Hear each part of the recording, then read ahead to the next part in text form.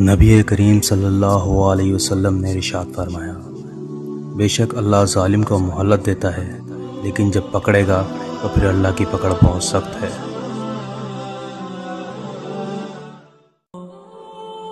رسول اللہ صلی اللہ علیہ وسلم نے ارشاد فرمایا، روٹی کی عزت کیا کرو کیونکہ اللہ تعالیٰ نے اسے عزت دی ہے۔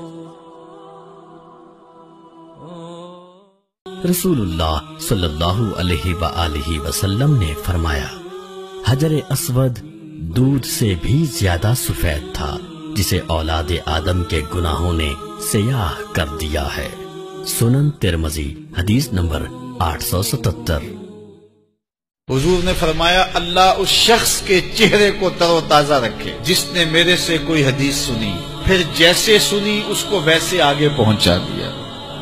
اور آقا کریم نے فرمایا، بعض بات سنانے والا اس پر اتنا پہنچ کے عمل نہیں کرتا جتنا پھر سننے والا اس کے اوپر عامل ہو جاتا ہے۔ تو جب حضور نے دعا دی ہے کہ اللہ اس شخص کے چہرے کو تر و تازہ رکھے جس نے میری حدیث کو، میرے فرمان کو سنا اور ایسے ہی آگے پہنچا دیا۔